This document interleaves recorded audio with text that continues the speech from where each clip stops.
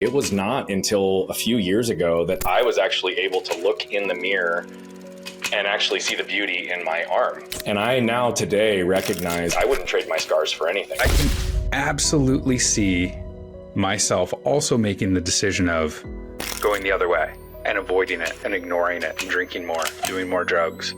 There's another quote, I think it's Jocko. You're either going to suffer the pain of discipline or the pain of suffering. You get to choose. Yeah. I don't think most guys are taught, especially by their dads growing up, to face their fears, to deal with their feelings, to feel their feelings. They're taught all these like man things, mow the lawn, all the things. My dad never said, "How do you feel?"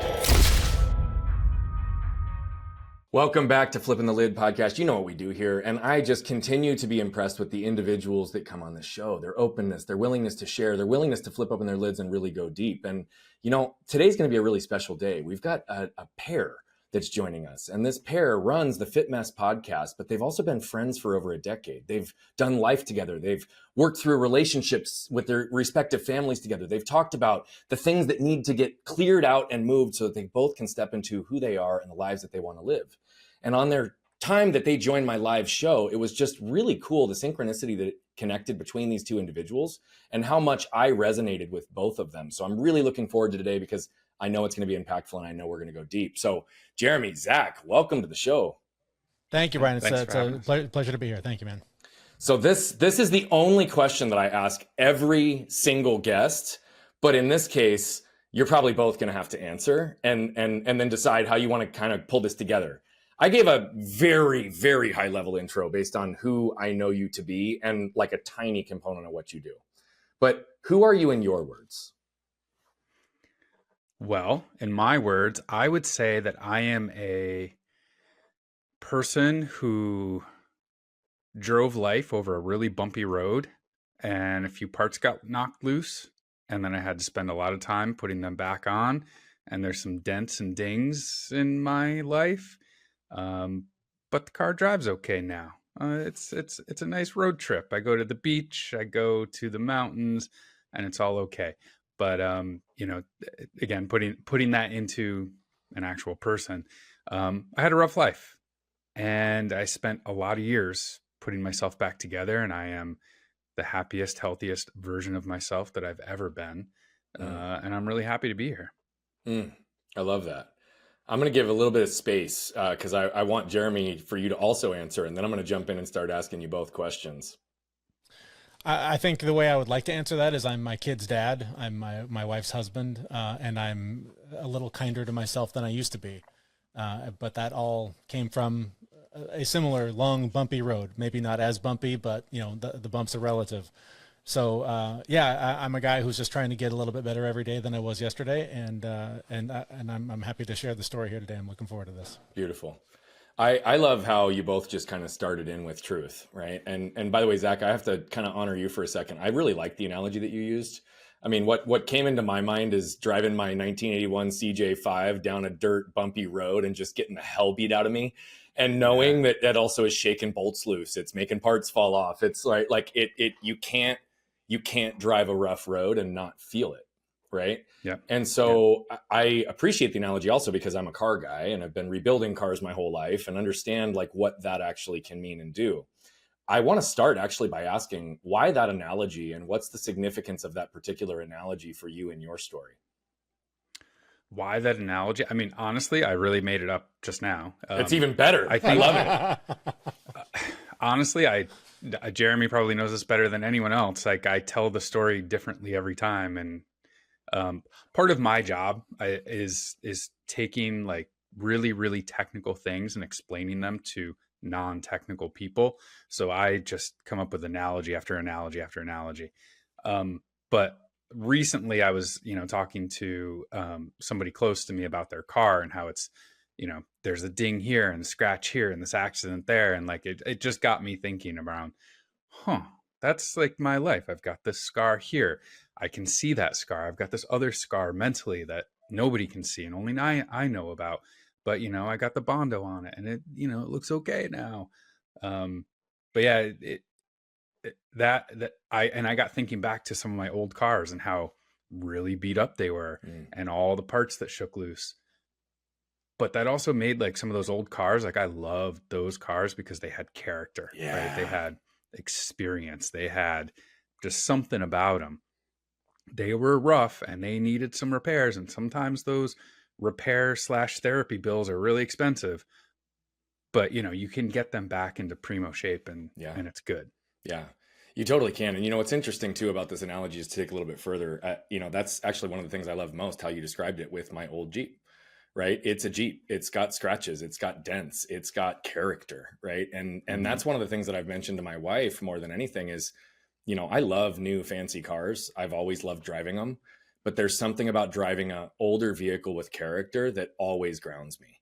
And it's just, you know, even the evolution now in the classic car arena to actually focus on, and instead of removing it, but putting gloss over like the patinas that exist on the outside of the car to demonstrate the beauty of it.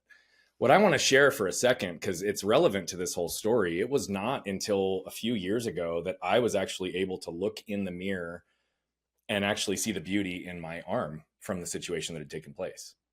You know, I recognize all the strength that came from all of that and all of what I learned and grew. But what's also fascinating is I had accepted a long time ago. I never hit it, but I still couldn't find the beauty in it.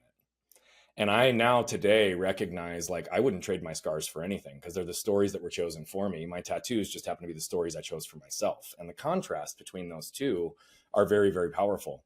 You know, you physically, Zach and Jeremy, I'm going to come full circle, brother. This is a conversation with all of us, but I want to stick here for just a second. You physically went from driving like a 12 passenger van to now you're like a freaking sports car.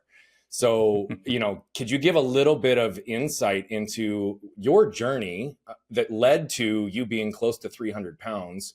And ultimately, when did you identify that this was not serving you? And how did you start to course correct to get you to where you are today?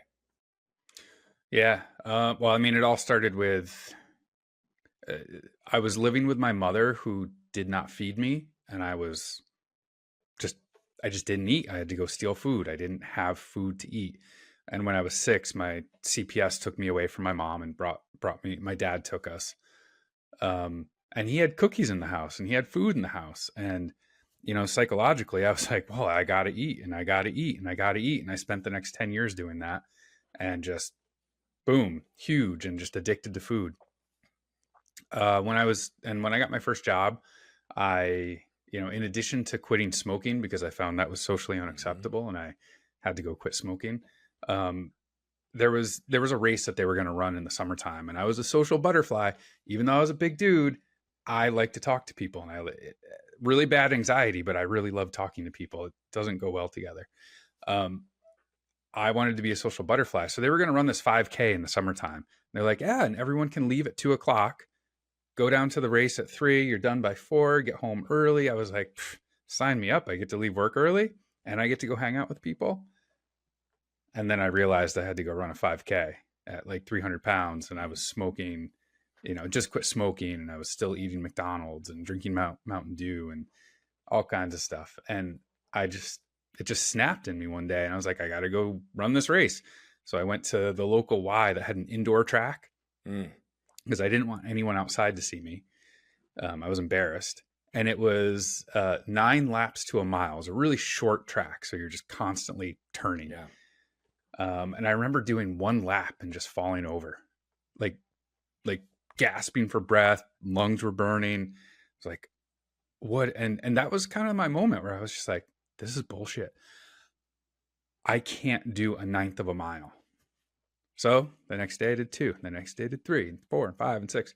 And then I ran the 5K, and it was 6 months later at Christmas time. I kept running, and I got a gift for Christmas. And my sister-in-law got me one of those belt pouches that you could put like gels and little water bottles in for runners. Yeah.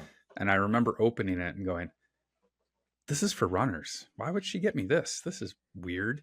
And then I was like, well, wait, I ran 13 miles this morning. Oh, I'm a runner.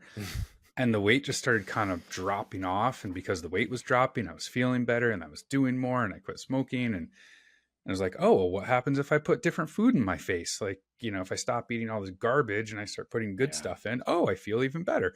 What about supplements? What about vitamins? What if I start tracking this and looking? 20 years later, I'm like, I have spreadsheets of like my body weight, cholesterol levels, blood work every week. Like, you know, I use the word biohacker, but like I just collect data on me, and we're all different human beings. So, you know, what Instagram post you read may work for one person. It's not going to work for another person, but it's all about being curious about, you know, what does broccoli do to me? Is the benefit worth the risks to everyone around me? Right. So fast forward to today, you know, I'm in really good shape.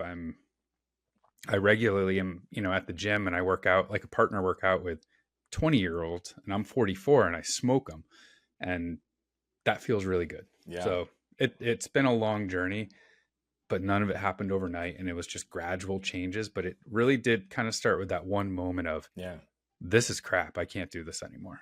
Well, I mean, I think that a lot of transformation typically comes from a place that we experience some physical type of pain that jars us into reality, right? Whether it's an actual physical injury or a physical manifestation of some emotional pain, the reality of it is most people experience the world physically first. And so even your example of how you walked through that, what I also want to honor though, and given the fact that we're going and navigating through both of you today, we probably won't get as deep in some of the conversations that I would normally in a one-on-one, which is completely fine. I may have you both back individually another day just to take it even deeper. But I want to honor the fact that you started with the source of where your eating pattern came from. And you discussed the actual source that created the pattern that you were unconscious to for a decade. Right. And so even though that was really subtle and nuanced in your answer, I call attention to it for those that didn't pick up on it, because what it also led to was such clarity, and you can't measure what you don't track. I, like you, I call me a biohacker, whatever. I've been tracking data by need for survival for 15 years, sleep data, HRV data, right? Weight, cholesterol, like I track it all and I know where I'm at. And I believe that's what gives me the insight to understand what's going on in my body, and gives me the permission to have the curiosity and wonder to experiment, like you so eloquently described. So thank you for kicking us off so strong. Jeremy, I want to shift the focus to you and get a little bit of origin or earlier stories in your life as well. I know that you are in a position today, you both are, where you're speaking truth, bringing a lot of you're normalizing a lot of conversations that many aren't even having. Right? We've all connected on the fact that we've dealt with some level of disconnect, pain, trauma, suffering internally that ultimately led us on this path to clarity. Bring us a little bit into yours, you know, over 20 years in broadcasting and podcasting, knowing how to share stories. Where did yours begin, and where did yours start to shape and evolve to who you are today? I mean, I think the whole process is the shaping and evolving of who we become in the given moment. But, you know, it all started in childhood as well. It was a typical 80s upbringing, latchkey kid, you know, home alone after school, roaming the neighborhood until dinner. And, you know, if you weren't home by 6, then you got a talking to. Sometimes that talking to was by an alcoholic parent. And so there was a lot of insecurity and fear and unpredictable living as a child that created a lot of fear that I still hold with me now. I'm still haunted by a lot of those ghosts. So that was what really led me into sort of a life of staying small, staying out of the way, doing what I felt would be just enough to stay under the radar, but to pay the rent and maybe keep some food in my face. And like Zach, that food was often too much and the wrong stuff. And so I was also near 300 pounds. And through the course of a knee injury that put me on a bike, I ended up pedaling away about 70 pounds. A lot of that was through talking to Zach, because he and I had become friends around this time. I saw him making a lot of changes that I really admired, and was like, hey, what are you doing? And so, you know, we were having conversations around the campfire where he was sharing some insights. And as I started implementing those things and discovering changes of my own, I shared them with him. And that's really what grew into what we're doing now with this podcast, is we were having these conversations that we were not hearing other guys have. And we both thought, man, what if we could have had these kinds of conversations when we were younger? How much further along this path would we be? And so that was when Zach came to me with the idea of, let's turn this into a podcast, because I'd been podcasting already for over a decade, and it was largely a drunken comedy show where my brother and a friend and I would just tell stupid stories about ourselves. There's nothing wrong with that shit. That sounds fucking fun as hell. So it was hilarious. It was some of the funnest shows I've ever done in my life, but it was in a different life, right? I was a different person then. And as that show came to an end, because my lifestyle changed, he thought we should do this. And I thought, well, that's insane. There's no way I'm doing that. I'm no expert. I don't know, how to tell someone else how to be happier or healthier. I still don't, right? I mean, I don't know that any of us really do, but I think that sometimes we can help each other see blind spots, and we can share, paths around the corner that other people just don't quite see yet. And so it was through sort of investigating the genre and really talking about, if we're just sharing our experience and that's where this stops, then yeah, let's do this. And if there are places that we want to explore and we can bring in experts that have the knowledge that we don't, let's do that. And so it's all came from this bike ride that my physical therapist told me to take because my knees were bad. And that got me really curious about what else can I do? If I can suddenly start, riding my bike to work instead of taking the bus, maybe I can stop taking these antidepressants. Maybe I can stop drinking. Maybe I can start going to the gym. Maybe I can stop eating the things I'm not supposed to eat. It really opened up the curiosity, because I started seeing on the other side of doing hard things was a hell of a lot of reward. Yeah. I really appreciate that both of you actually integrated that curiosity and wonder. And I would say that curiosity and wonder are also closely linked to creativity, right? And I would tell you that I believed that I wasn't a creative person for a lot of years. But what I also can tell you is that I'm a highly creative person. It's just that a lot of it was shut off and closed off, right? And a lot of it came down to elimination of the curiosity and wonder that was a byproduct of what I believed was self-protection, right? Like the armor, as we call it, that I was protecting myself from the world through, ultimately killed the greatest expression of myself. And I find that to be the case for so many other high performers. I know that you guys also are normalizing conversations that not only people aren't having, but in particular men are not having, and many men are not having with each other. Mm-hmm. We've heard terms like toxic masculinity, a whole variety of other ways that, like, there's embedded nuances in men today, how we were raised, what we still believe, where that stands. I'd love it if you could both give your perspective on how would you define the state of masculinity today? And what do you think is our greatest or biggest block? And what is our greatest or biggest opportunity? I mean, the word that comes to mind for me is evolving, right? I mean, I think that for all of eternity, men have not been allowed to feel, to express, to show any sort of feeling, unless they were being paid a lot of money to get on the stage and perform it, right? But I mean, just average guy walking around, openly sharing his feelings was certainly not something I grew up around or saw much of. So the fact that we're able to do this, the three of us right now, and not be paid a hell of a lot of money to do it, right? Like, I think that says a lot, that there's a space for this, that there's a demand for this, that people want to hear guys share their feelings. And I will also say that while I'm doing this with you now, it's something I struggle to do in my own home with my own family, right? Like, it's hard with the people closest to you to be open and to be vulnerable. So there's this weird line that guys are trying to walk between, still being able to change the tire and fix the engine and do the things, but also cry and also ask for what they need and share how they hurt. And it is riskiest with those that are closest to us, because there's so much at stake. If you show that side of yourself, that person may not stick around. That might not be who they signed up to be around. Yeah. But sharing with you, you might not publish this episode, right? Like, it's not what you wanted. Okay, cool. I can live with that. But like, the people that I love the most and the people that I've built my life around, the risk of, if I show them who I really am, if I really ask for what I want and they go away, what's left? So I love that it's evolving. I love that we have this opportunity to grow, but it is a really hard and challenging thing for guys to figure out how to navigate in a way that feels safe and feels like it's what we're really supposed to do, especially in a world where you can jump on Twitter right now and find any hundreds of posts about, how much of a wuss I am for saying what I just said, right? Like, how there's no space for men to feel like this. Just suck it up, champ. Like, get back out there and fight. There's a time and a place for that stuff, but we can't be so robotic that we're locked into this machine of, must work, must fix, must, supply happiness for all, without creating a little space to feel for ourselves.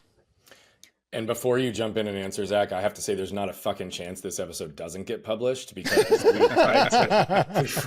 for those that are listening, we've rescheduled this, I don't know, 6, 8, 10 times. Tech issues, scheduling issues, family issues, and there's been so much grace going back and forth. But the fact that we're 19 minutes in so far and we're still recording, the universe is ready for this shit. So even if we get cut off midway, whatever's here is going out, just so you guys know. Zach, I would love it if you could just jump on board, though, because I also really appreciate the contrast in the way that you two communicate things. Yeah. So, I mean, I would agree. I think it's evolving. I have gotten to a point, and man, I can still think back to the time when I was realizing I'm a sensitive guy. I have emotions. And not dealing with those emotions were causing me more difficulty than dealing with the emotions. And that was a hard time for me to really grasp that, to fight back against the programming of get up, you're fine, don't cry about it, don't whine, just go do what you need to do. And if you've really got, like, if you're really struggling with it, just go start drinking some alcohol. Like, you know, that'll cover it. Like, I had a really, really hard time with that. And I'm not going to lie, like, the time when I was making that transition over to, I spent so many years trying to fight against this that I created this logic side in my brain. I tried to be Spock. I wanted to be emotionless. Fast forward to today, I've now realized I'm naturally emotional. I'm naturally sensitive. I'm like one of those rare breeds. But I developed that logic over so many years. So now today, like, I can flip them on and off, like go back and forth between the two. And I tell my girlfriend this all the time when she starts complaining about something. I'm like, okay, am I problem solving or am I listening? Which one do you want? But that was super, super painful. And I'm at a point now where I don't give a shit what anyone thinks when I talk about my feelings and my emotions and all that. I don't care. If you want to judge me negatively on it, then you're not needed in my life. Period. I don't worry about it anymore. I was having a conversation with my girlfriend the other day, and she hasn't really experienced a guy who feels like I do. And I'm just going to pat myself on the back. I feel more than even emotionally intelligent guys do. Like, I've got it at a level where it's just dialed in. And I feel weird saying that out loud, but like, I've put so much effort into it. And she's like, you know, it's just really odd. And she said it to me, and Jeremy and I have talked about this on the show, and she's never listened to the show. So like, she's like, I'm learning how to deal with you being an emotional creature, and you have so many feelings, and I'm working with you on it. But I also know that if like somebody was attacking me or your family or something like that, that you would beat the shit out of them. And Jeremy and I have talked about this before. Like, this is how I really try and live it. I haven't lost masculinity. I could still beat the shit out of somebody if I had to protect my family. I can change a tire. I'm handy. I just changed a toilet. I can do electrical work. I'm, you know, a boss man at work or whatever all those things are. I've got all that masculinity, and now I'm like adding this other side of the human equation into my life, and I'm just becoming a better human being. So, I mean, I just say fuck everyone who doesn't think that you're evolving into a better human being altogether by accepting both sides. So beautifully said on many levels. In fact, I'm going to extract a couple of what you said to take us a little bit further. But the first I want to acknowledge is there was one thing you said that I really wanted to put some clarification on, or at least shift a perspective, at least in my realm on it. I loved the language around, am I problem solving or am I listening? I would suggest, though, that we can problem solve and listen both intellectually and emotionally. And so in the nature of what you were discussing, I think what I wanted to highlight is I believe that when you're as in touch as you are, you're actually doing both. What you're really asking is, what role can I best play in this moment to make you feel safe so that I can give you what you need? But for those that aren't going to pick up again on the slight nuance there, we can listen and we can problem solve both from our head and our heart. But I also really deeply personally resonate with how you just described that. I've said to people for a very long time, and it's a part of my story, and we're not going deep on my story today, but when I shut off physical pain because it exceeded my ability to cope, I also shut off mental pain, emotional pain, and spiritual pain for 20 to 25 years. And I didn't even know it, right? It was so unconscious to me.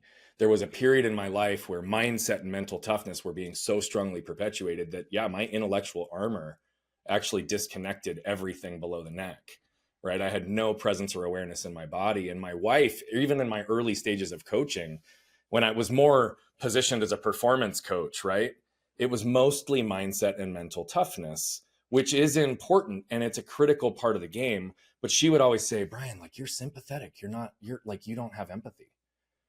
And inside, I'm feeling with such depth and such chaos, but there was no way to connect, communicate, or actually allow the person to feel like I'm inside of them. I have understanding, that I'm empathetic until I unlocked emotion. And then to your point exactly, I started to realize how emotional of a being I actually am. I've always been able to read people and have a high degree of intelligence, but to actually be able to go in and start to extract and understand our own emotions is one of the more challenging things in this game, but it's totally achievable. We can have deep understanding of it within ourselves that then allows us to lead to others, but it can still be scary, right? There's a lot of men that fit into the descriptors of the world. And again, I believe that we all have masculinity and we all have femininity. Every one of us, whether we want to admit it or not. So the question becomes, how in tune are we to either? And how do we actually access those parts of ourselves so that we can start to show up as a more whole, complete version versus how the world has told us we need to be as a man? I heard a quote the other day, and I'd like to just kind of play around with this concept with both of you. It's something to the degree of, fear makes us do things that bring on shame, but fear can also drive us into the light. And I resonated deeply with that statement because I was the one that was also creating, because of my unconscious actions and my misalignment between my intent and how I was showing up, I was creating an environment where my wife and kids lacked emotional safety. And the truth of it is that I always believed I was protecting and providing for them in every single way, but I was doing it physically, mentally, financially, spiritually. But if the emotional piece isn't there, I would argue that the emotional piece is the foundation. Mm-hmm. Why do you believe that so many men are afraid to fully lean into the work? And what role do you both believe emotional safety needs to play as it relates to our relationships in business and at home? Ooh, that's a big question. I know. I mean, you guys, I can tell that you can handle them, so I'm throwing them at you. No, it still goes back to the fact that, I think there's the societal norm, right? Mm-hmm. Nobody wants to be different. Nobody wants to break free of that. I do feel like Jeremy said earlier, that things are evolving, and in today's day and age, we have the internet, we have this massive amount of information coming at us, so those changes can happen quicker. But at least in my experience, when I was looking at, should I make a change, I was afraid. To your point, I was afraid. I took the step into the light. Mm-hmm. And again, I'm not perfect. I will never claim to be perfect, but I'm better than I was. But I can absolutely see myself also making the decision of going the other way and avoiding it and ignoring it and drinking more, doing more drugs. Just because there's another quote, I think it's Jocko. You're either going to suffer the pain of discipline or the pain of suffering. You get to choose. Yeah. And very similar in my own head.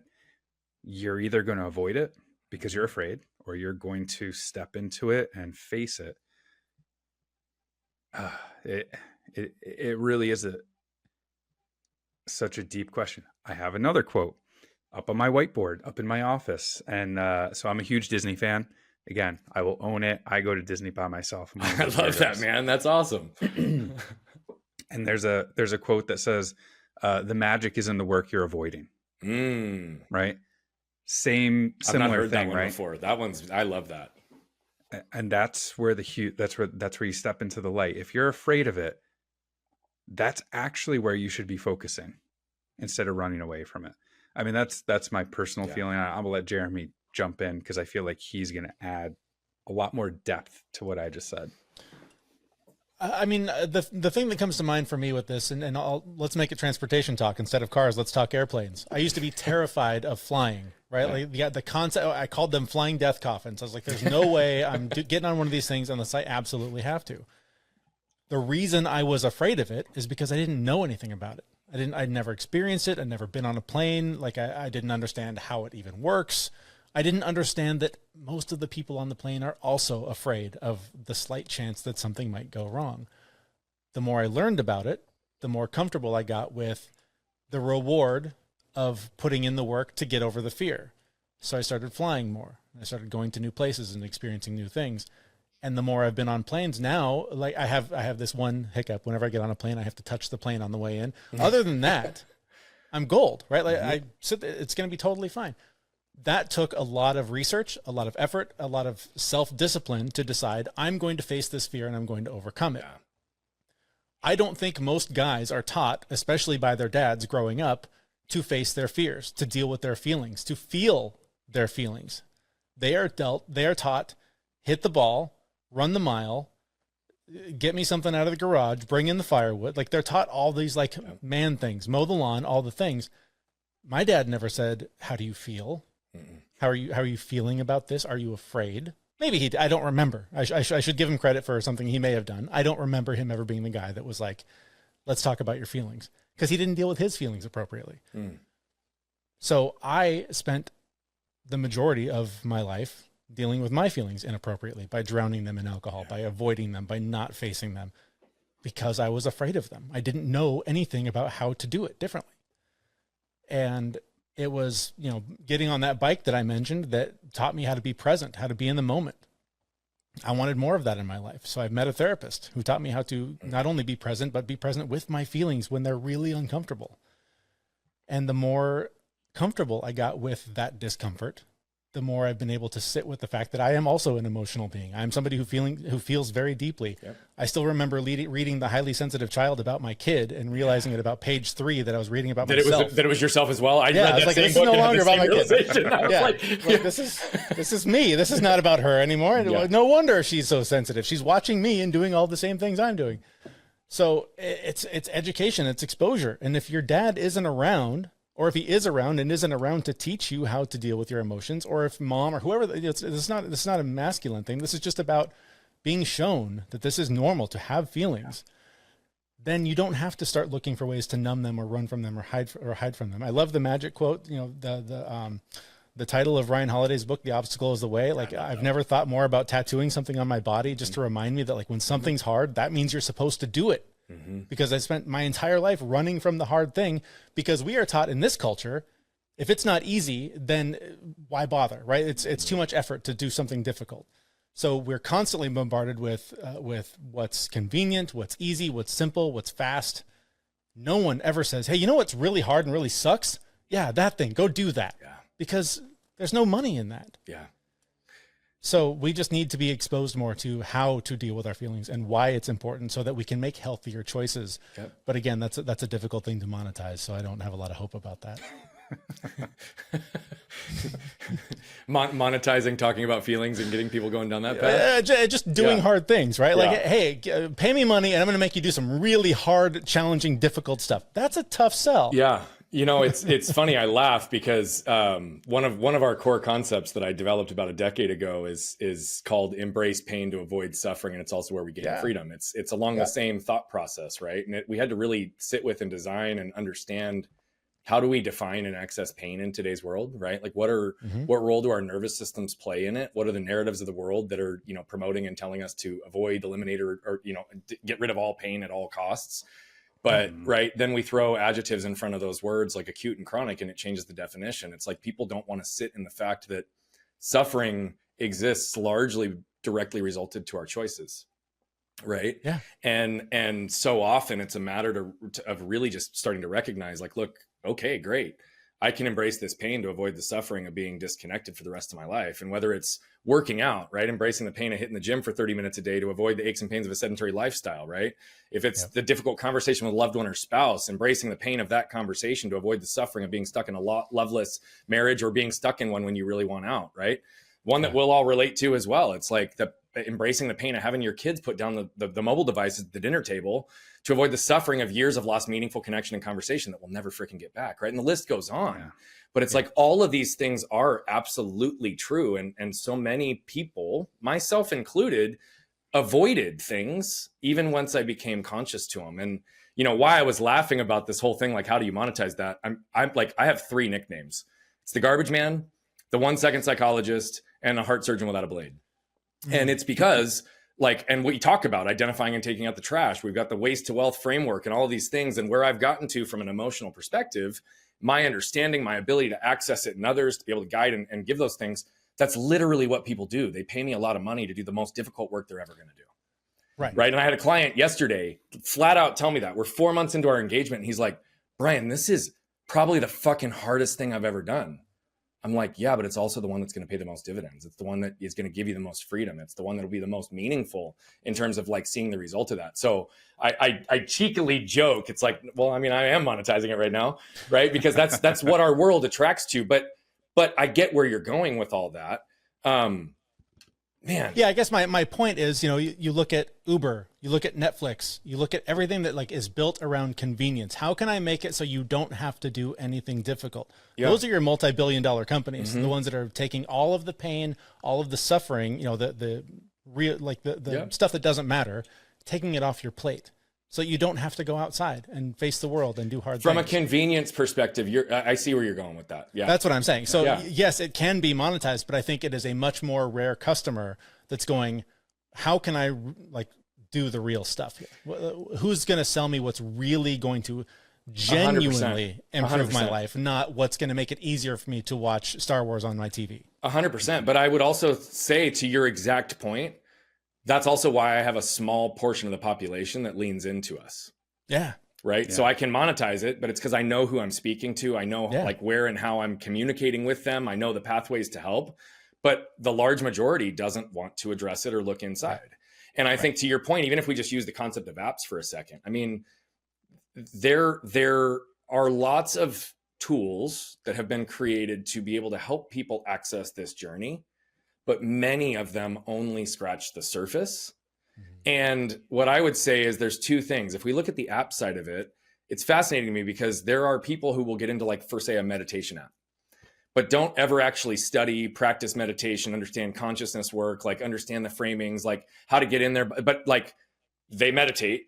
And so that now puts a Band-Aid over the issues that they're actually trying to mask because they don't really know how to go deeper than what that guided prompt is giving. And I want to be really clear.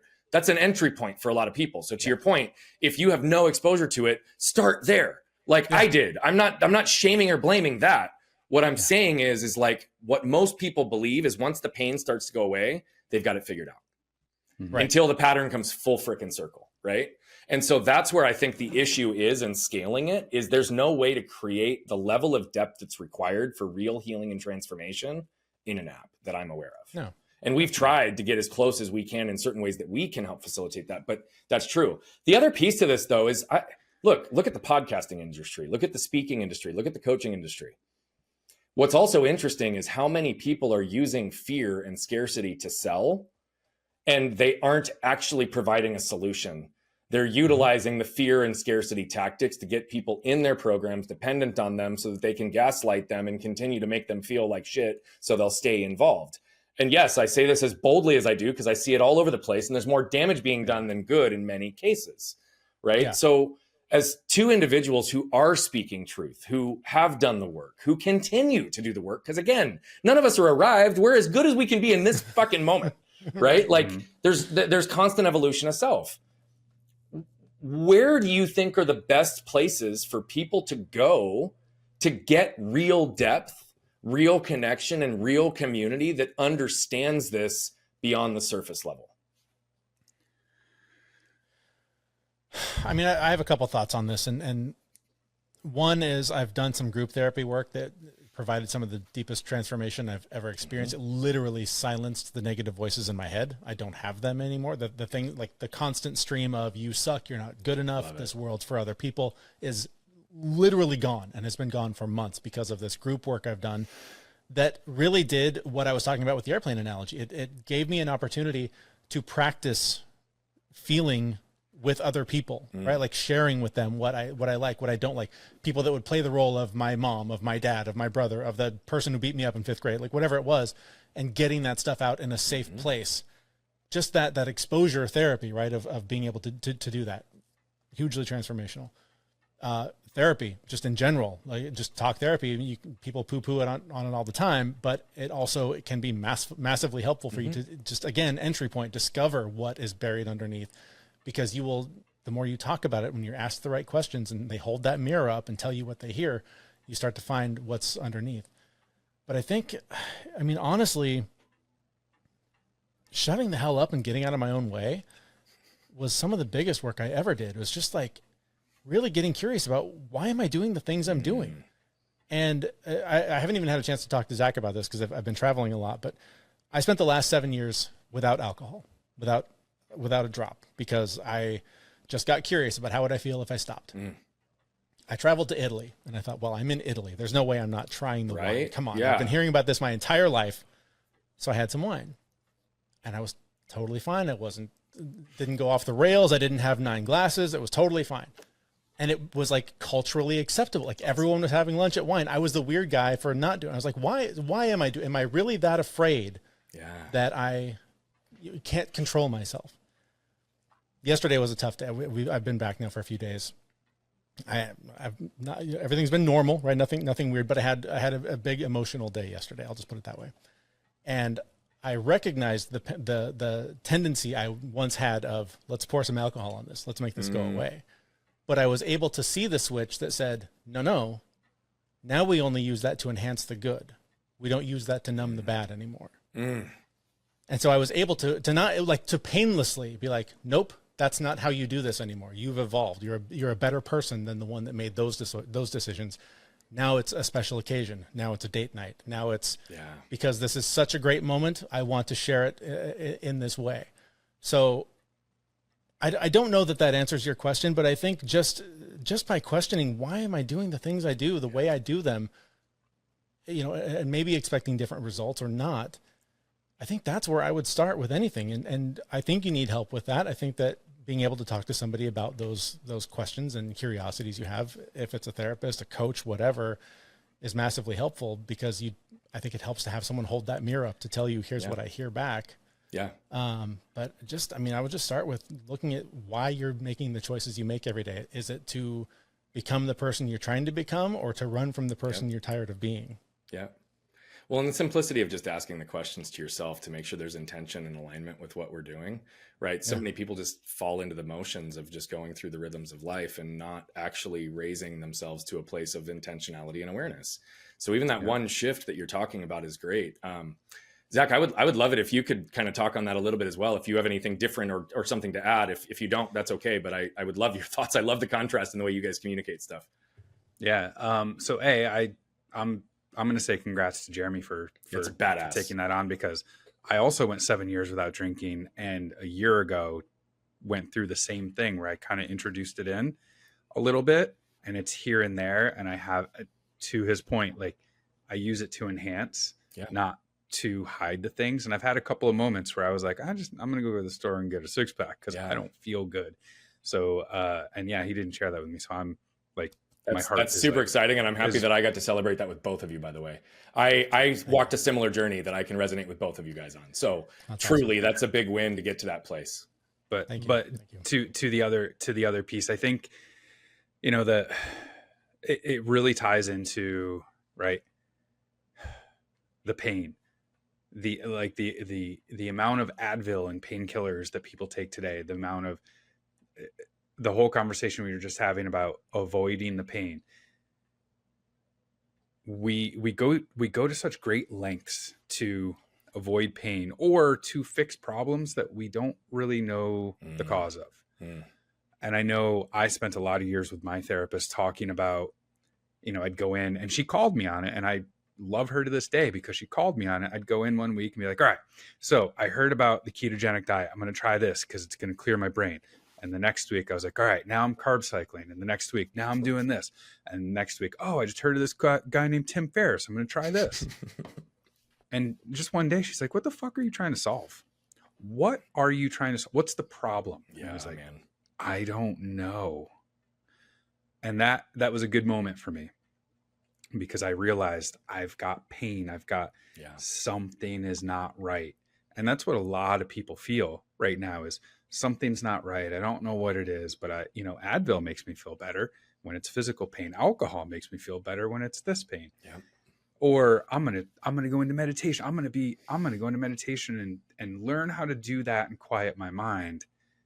And while I think that that's fantastic and everyone should have a meditation practice to that extent, I really do believe that, like, taking that step back and going back to the earlier story of I gained weight because I didn't have food.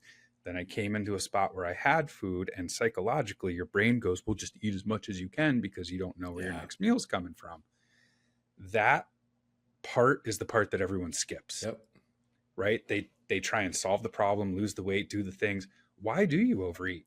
Why don't you like going to the gym? Yeah. Why does your back hurt? Why do you feel this way when somebody says X? Like, you really got to tear it apart and go back to the beginning and figure out what the root cause is. And that's really hard. And I know that, like, saying it is easy, doing it is really hard. And I've done it dozens of times. And there's been tears and, even to the extent of, like, early on when I was solving some of these things, going to those dark places, like, brought me to a depression that was like suicide level. Like, it is not easy. Yeah. But sometimes it's really necessary to go there. And then on top of that, once you've done that thing, right, and it's done and over with, you're always going to be doing that.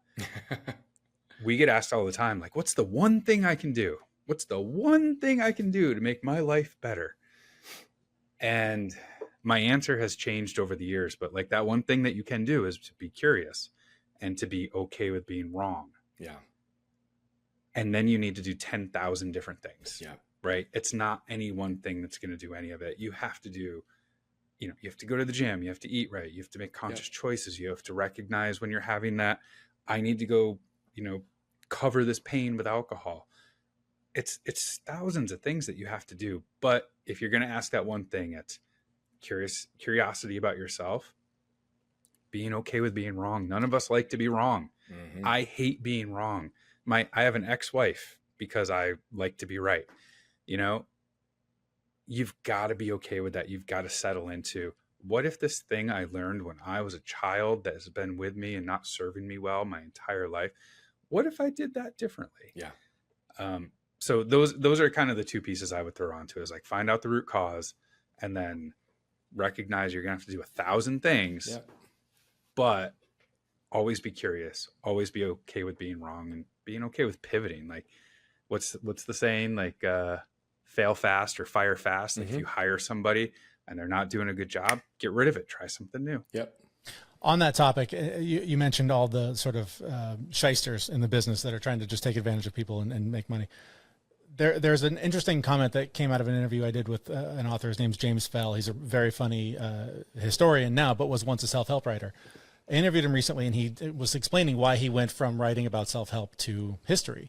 And he said that he realized that people that read self-help, generally speaking, aren't looking for ways to be better. They're looking for pages to make them feel better. So they'll read the book and feel like they're doing the work because they're reading the book, and then they'll put that book back on the shelf and keep living their life the way they did before they opened the book.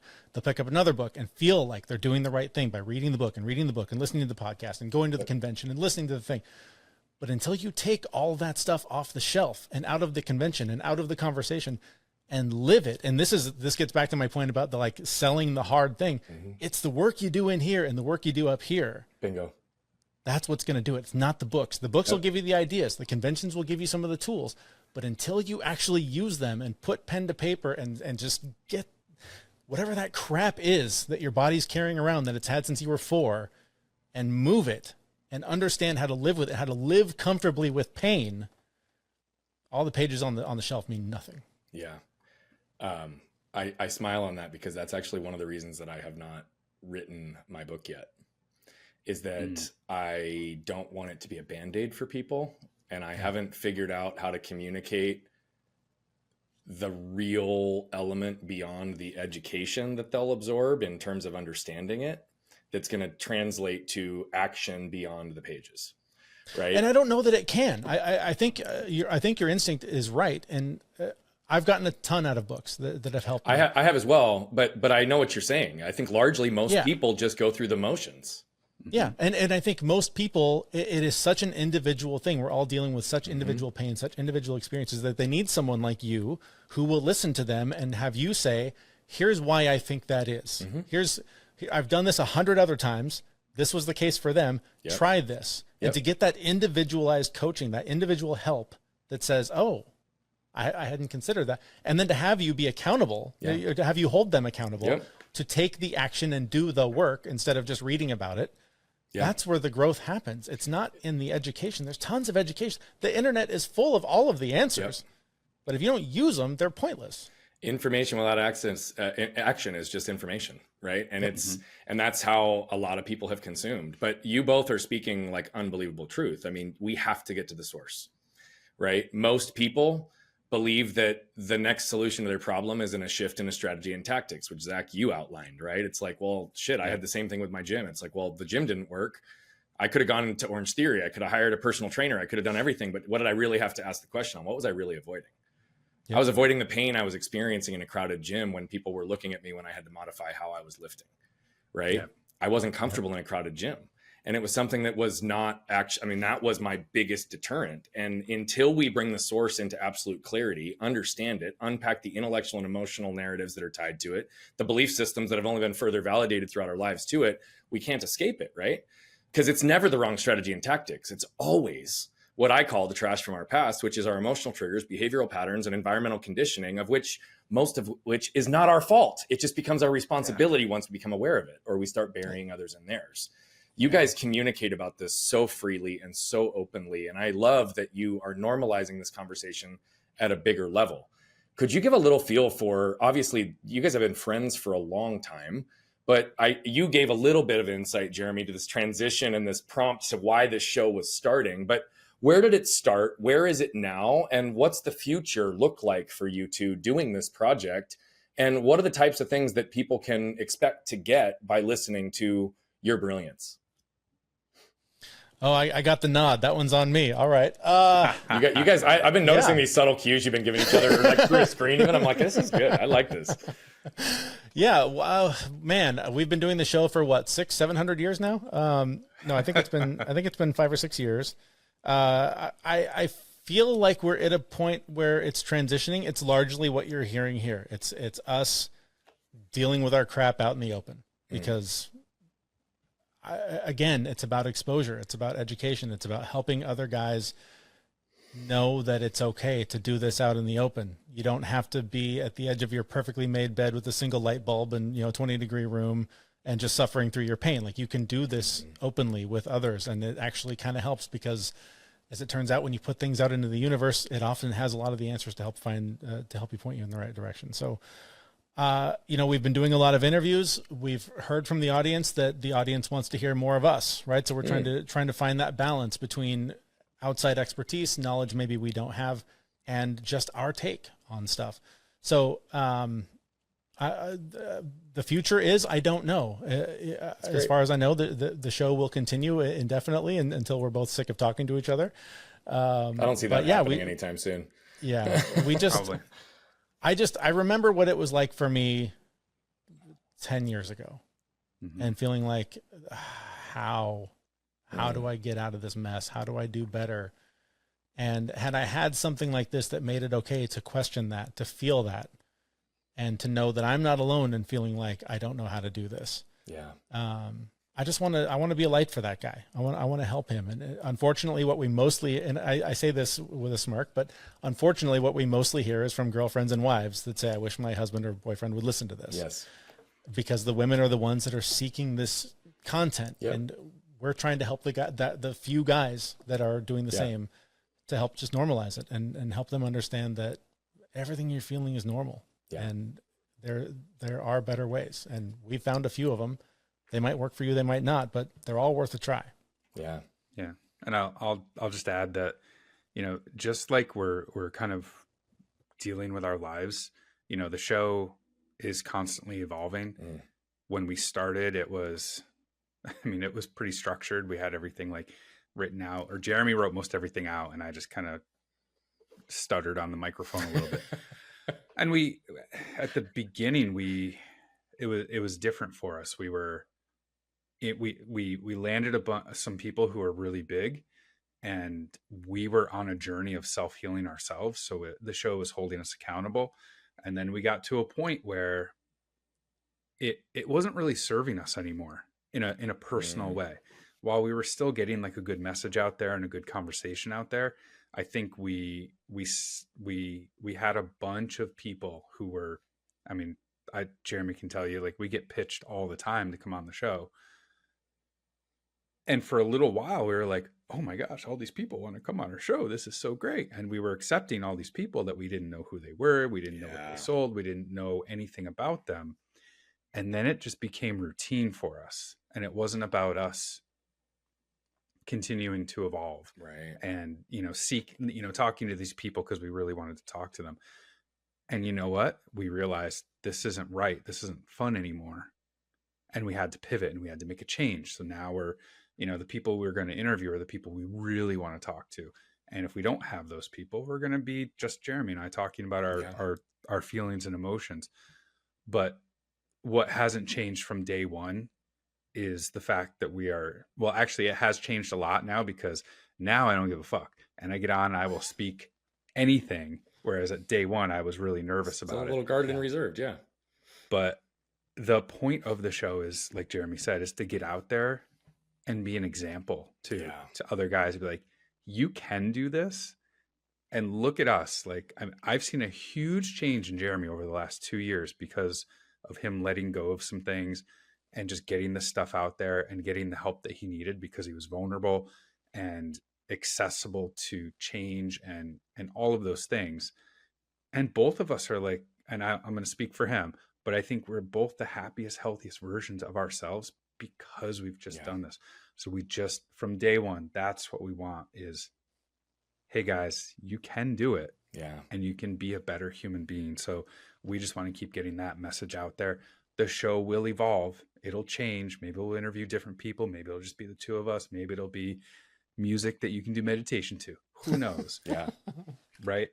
But we really just want to be the example for not only people out there, but I want something for my family to come back and listen to and like be an example to them. So maybe I spoke for you, Jeremy. I don't know if you're the happiest, healthiest you've ever been, but you just get back from Italy. So it's not a bad way to live. Not a bad way to live. He did have a down day yesterday, but there must have been something in the air, because I did too, my friend. And then somebody told me last night that it was Mercury retrograde. So if, we really are sensitive people, right? Like we pick up on the energetic shifts within society. And so there was an element of downness yesterday that I know I experienced as well. I appreciate the way that you guys even navigate the evolution of the show. I also fully can understand, as a podcast host, not necessarily wanting to have an hour-long conversation with everyone.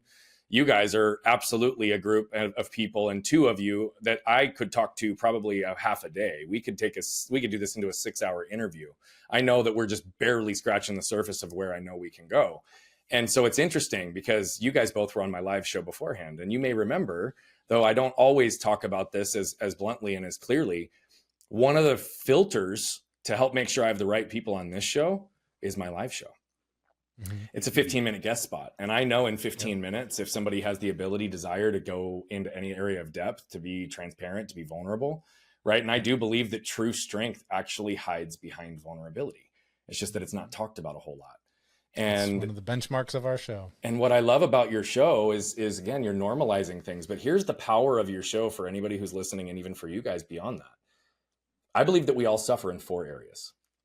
It's the things that are left unsaid, the things that we lack permission to feel or say, the things we lack the words to articulate or understand, or the things that are therefore left undone. My purpose and existence in this world now is so crystal clear. It's to allow my truth to give others permission to live theirs.